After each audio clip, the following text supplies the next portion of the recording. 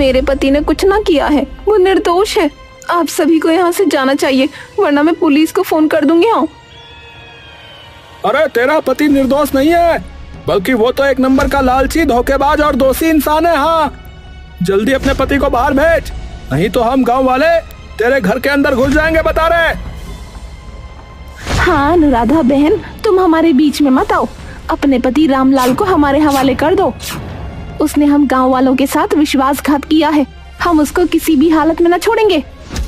हाँ हाँ, बाहर निकालो। हाँ, बाहर निकालो उस लालची रामलाल को। हाँ हाँ, बाहर निकालो। हाँ, बाहर निकालो, छोड़ेंगे नहीं। गांव वालों का गुस्सा देखकर अनुराधा घबरा जाती है। देखिए, हम लोग आराम से बैठकर भी तो बात कर सकते हैं ना। भगवान के लिए दया कीजिए, मेरे पति को बख्श दीजिए, उनके अलावा मेरा इस दुनिया में कोई नहीं है। गांव वालों, ये औरत ऐसे नहीं मानेगी, इसके ऊपर पत्थर फेंको। जब ये दर्द से चिल्लाएगी तो इसका पति खुद ही बाहर आ जाएगा। सभी गांव वालों ने पत्थर उठाकर अनुराधा के ऊपर फेंकना शुरू कर दिया। अनुराधा की दर्द भरी आवाज सुनकर रामलाल से रहा नहीं गया और वो बाहर आ गया। अरे अरे, रुक जाइए, रुक जाइए। आप लोगों को जो करना है वो अब मेरे साथ कीजिए।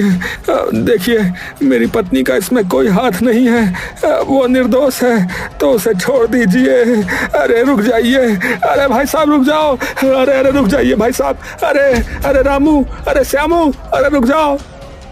गांव वाले रामलाल और अनुराधा दोनों पर पत्थर बरसाने लगे। आखिर गांव वाले उन दोनों पर पत्थर क्यों बरसा रहे थे? इसके पीछे क्या वजह थी? वजह जानने के लिए हमें 1 साल पहले की कहानी जाननी होगी। 1 साल पहले। क्या बात है जी, आज आप बड़ा खुश लग रहे हैं।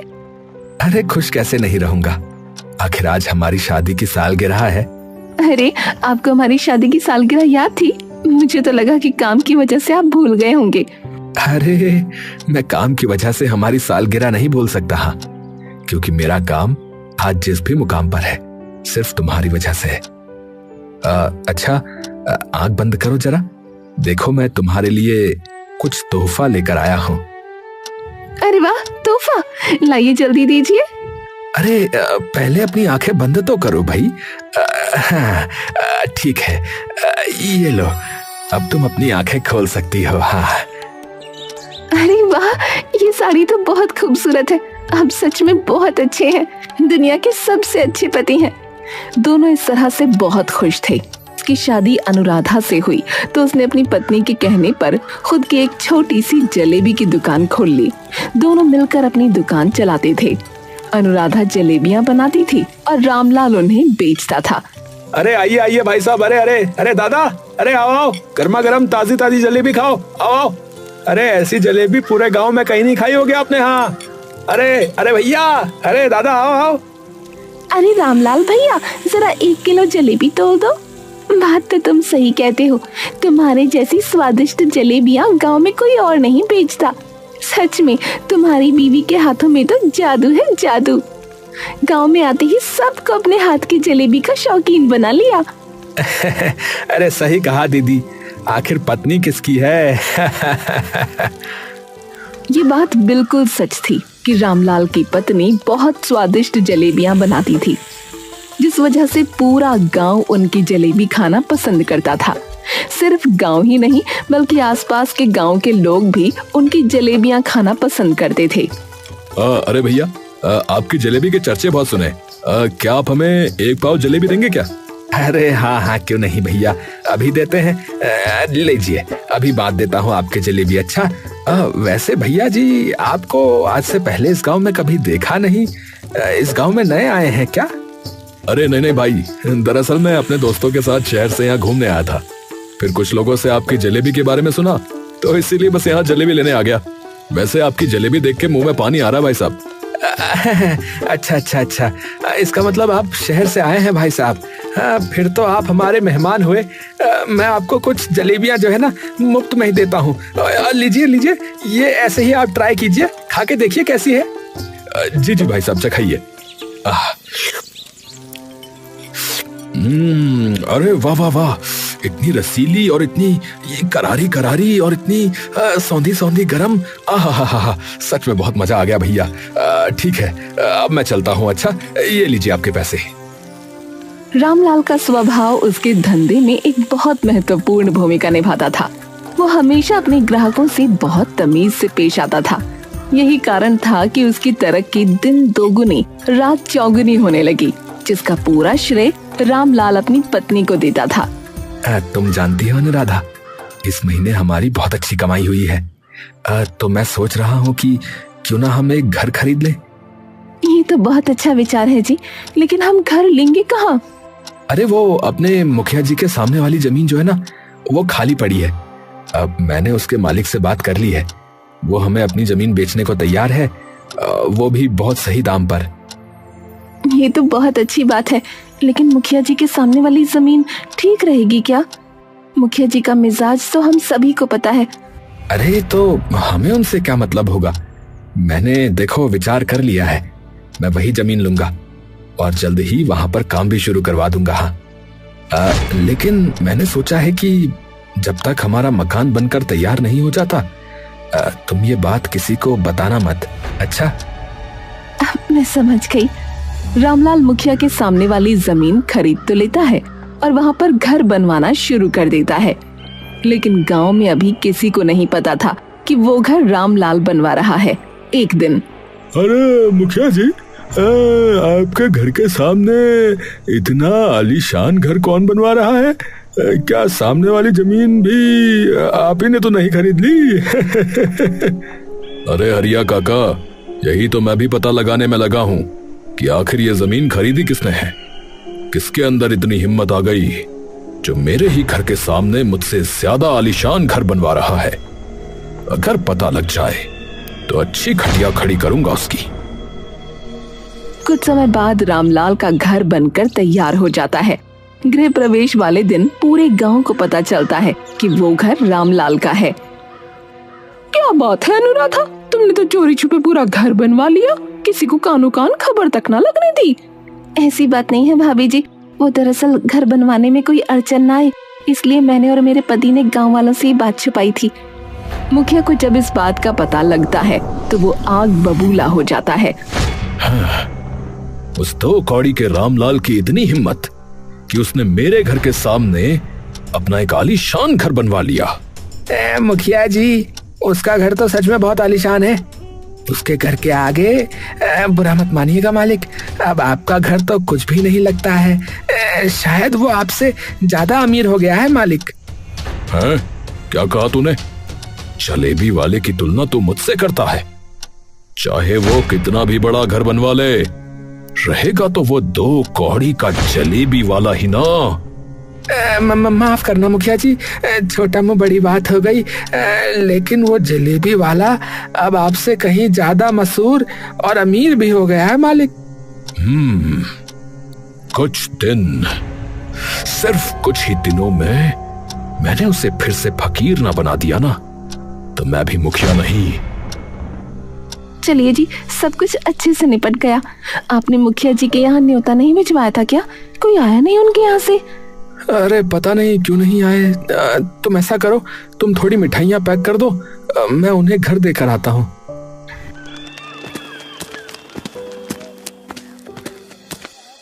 अरे मुखिया जी, अरे प्रणाम। अरे आप मेरे गृह प्रवेश में नहीं आए, मैंने सोचा कुछ व्यस्त होंगे जरा, तो इसीलिए मैं ही आपके घर मिठाइयाँ पहुँचाने आ गया। ये तो तुमने बहुत अच्छा किया रामलाल। आखिर अब हम पड़ोसी जो हैं, हमारा व्यवहार आपस में अच्छा होना चाहिए। रामलाल के जाने के बाद तुम्हारी ये खुशी ज्यादा दिन टिकने वाली नहीं है रामलाल। तुम्हें ऐसा मजा चखाऊंगा, ऐसा मजा चखाऊंगा कि तुमने सोचा भी नहीं होगा। मुखिया मन ही मन रामलाल से बदला लेने की सोच लेता है। वो अपने नौकर को रामलाल की दुकान पर भेजता है। तुम समझ गए ना कि तुम्हें क्या करना है? जी जी मालिक, मैं समझ गया कि मुझे क्या करना है, और मैं ये भी समझ गया कि किसी भी हालत में अगर मैं पकड़ा गया तो मुझे आपका नाम नहीं लेना है। बहुत अच्छे, अब जाओ और अपना काम करके आओ। तुम्हें लगातार 1 हफ्ते तक ऐसा करना होगा, और उसके बाद मैं तुम्हें मुंह मांगी कीमत दूंगा, और फिर तुम पैसे लेकर ये गांव छोड़कर चले जाना, समझे? जैसा आप ठीक समझे मालिक, ठीक है।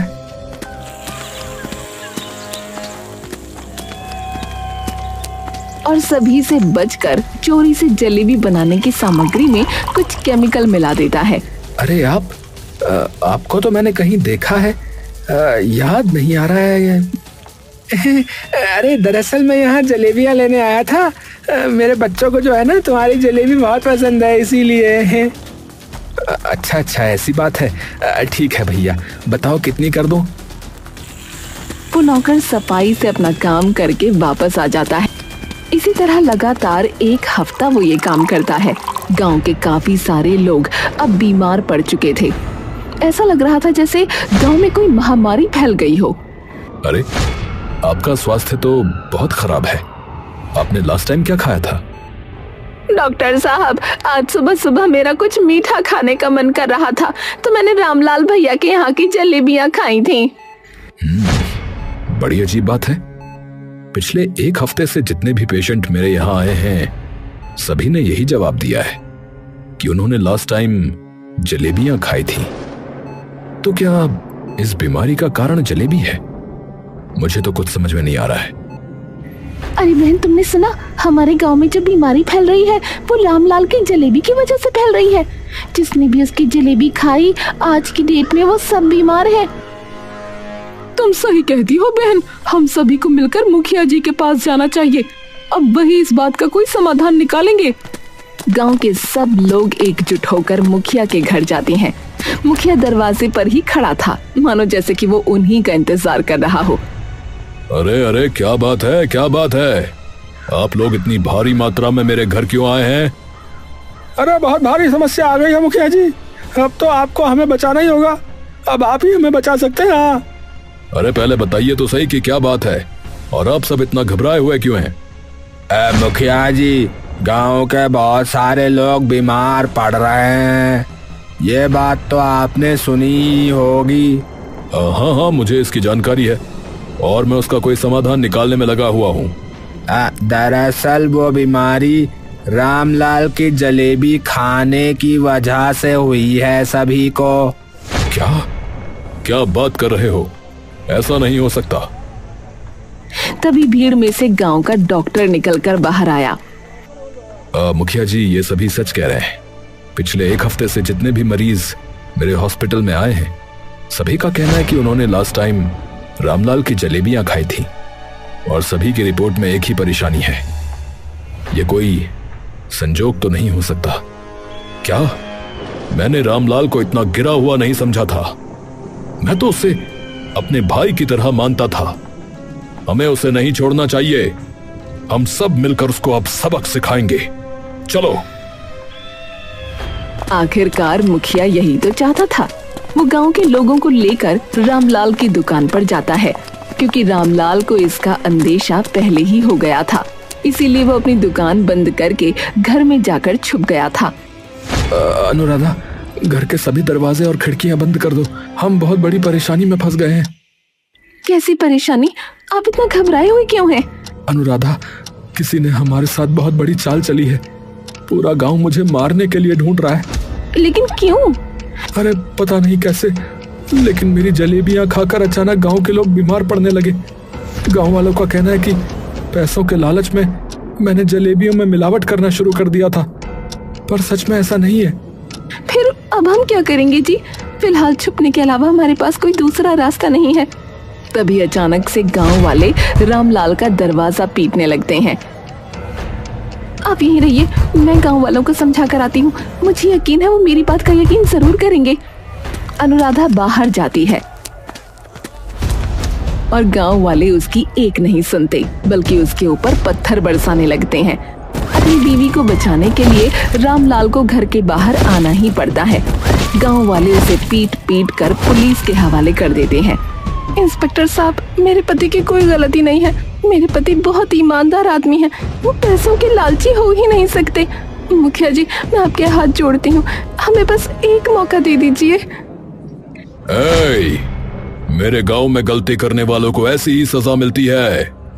अगर तुझे अपनी जान प्यारी है तो इस गांव से निकल जा, वरना तेरे साथ तेरे पति से भी ज्यादा बुरा होगा, समझी?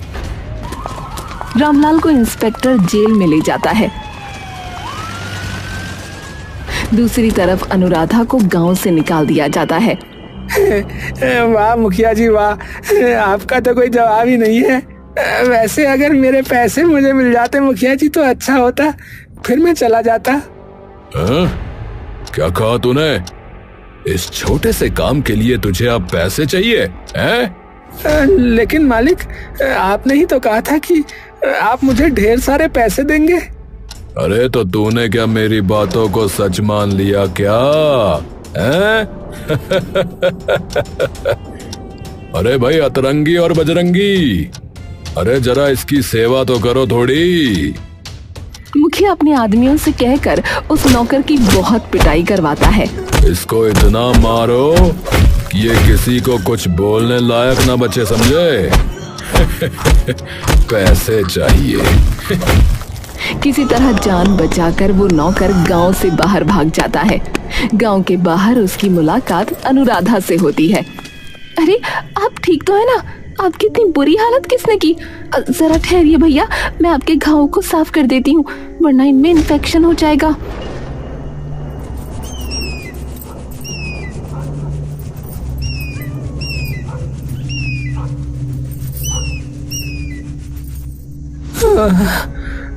तुमने मुझे भाई कहा है बहन, तो मेरा फर्ज है तुम्हें सब कुछ सच सच बताना। क्या मतलब? क्या आप मुझे जानते हैं?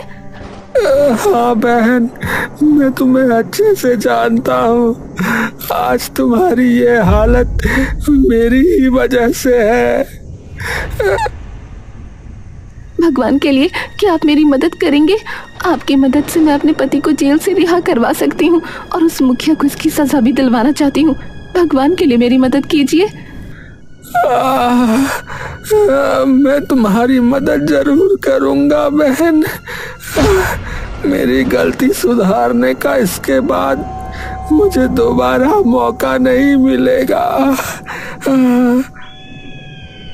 अरे तो फिर से आ गया हैं? लगता है तुझे अपनी जान प्यारी नहीं है।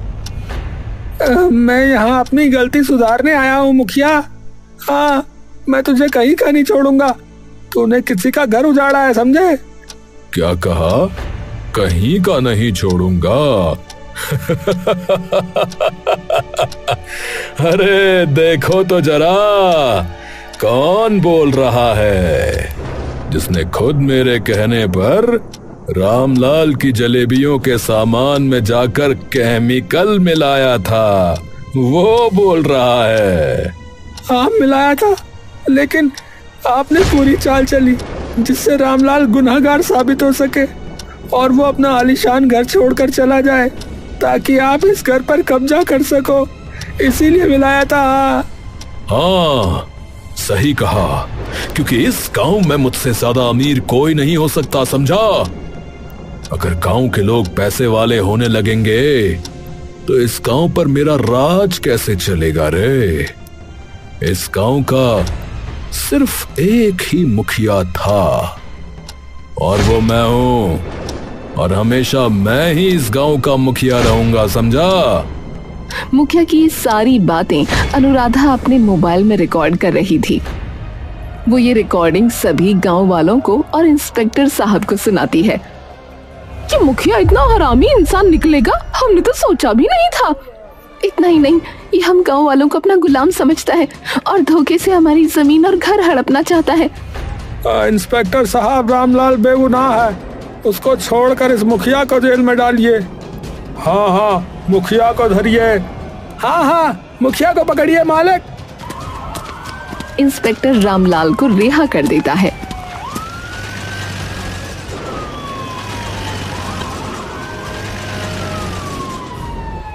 उसके बाद रामलाल और पूरा गांव खुशी खुशी अपना जीवन व्यतीत करने लगते हैं।